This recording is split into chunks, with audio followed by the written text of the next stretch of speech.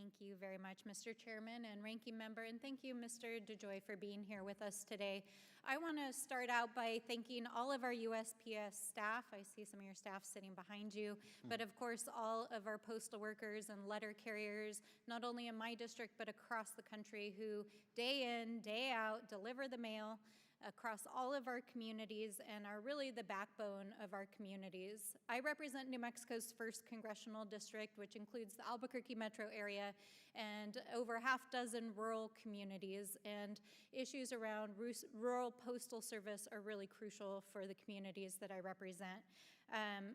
In particular, as we've been heading into this hearing, we've been hearing from a lot of our letter carriers about issues around new policies that the Postal Service is implementing around rural compensation. And so I want to focus my attention especially on these issues.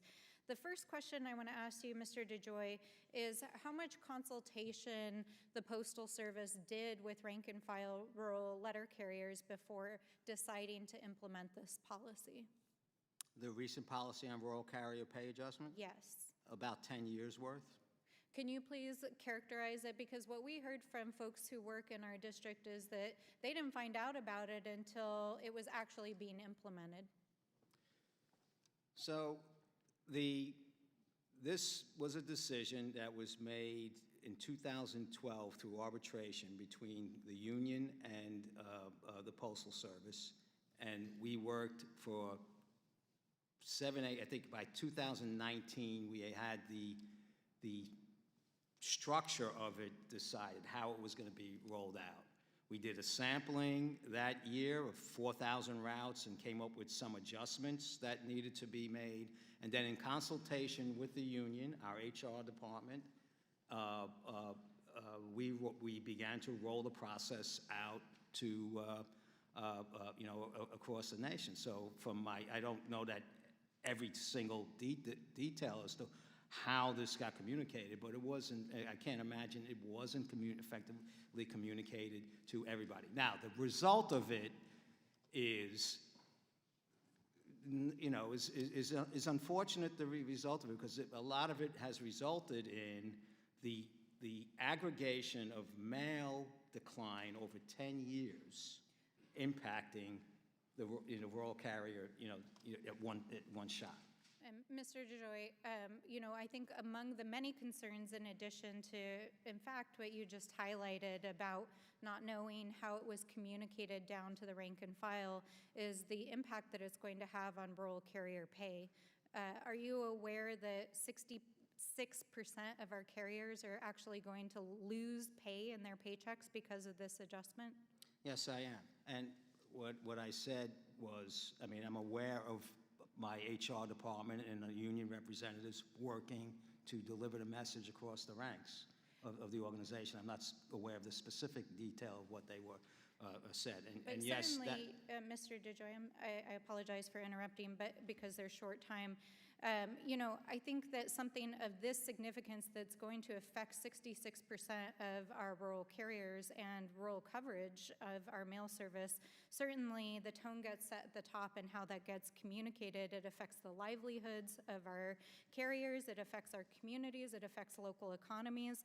So my question is, in addition to improving communications with the staff of the Postal Service, what plans has USPS put into place to ensure that this doesn't affect recruitment and retention of carriers, as well as actual service delivery in our rural areas? So we have worked with our union leadership, and we are continuing with our recruiting aspects, which have been significantly enhanced. I don't believe that, not to minimize anything, I don't believe the cut is 60% on it, and I believe that all the participants were told and known that this has been coming. It's an unfortunate consequence, but on the same token, we need to align the compensation for the work that is being done, and that's in fact what the... While I appreciate your business approach to the solvency issues of the Postal Service, our postal workers are members of our communities, They need a living wage. They need safe working conditions. We need to ensure the livelihoods of our communities. And part of the job as a federal agency is to ensure that we are adequately paying and ensuring the safety and safe working conditions of our workers. And I do want to note that the issues that Mr. Kassar brought up are systemic, because I hear about them every day of our postal workers: unsafe working conditions, crime issues, being out alone, long hours, not enough postal workers. And so these policy changes that are being implemented at the top and not adequately communicated and consulted with the rank and file letter carriers are a problem in our communities. And so, Mr. DeJoy, I appreciate your service, but it's crucial that we make sure that our postal workers on the ground have a voice, that they're communicated with clearly, and that we're supporting our postal workers. And with that, I yield back. So I disagree with the premise, The and I can gentlewoman, assure you excuse me, that General. The gentlewoman has yielded her time back. Do you wish for the gentleman to extend your time to receive an answer back from the general? Mr. Chairman, it's at your discretion. Well, I'm willing to give the gentlewoman, I think the gentleman does not seek that time.